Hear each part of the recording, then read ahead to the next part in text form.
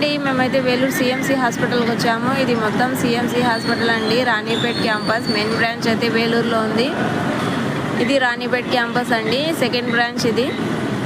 ఇది మొత్తం రాణిపేట్ హాస్పిటల్ అండి. చూడండి, రాణిపేట్లో ఉన్న సిఎంసి హాస్పిటల్.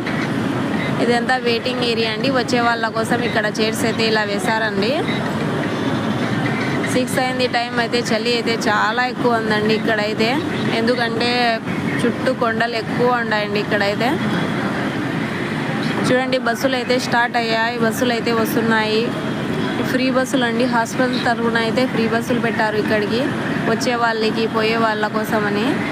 వస్తూనే ఉంటాయి. ఉదయం 6 నుంచి రాత్రి 10 వరకు అయితే బస్సులు తిరుగుతూనే ఉంటాయండి. ఎన్నిసార్లన్నా రావచ్చు, ఎన్నిసార్లన్నా పోవచ్చు.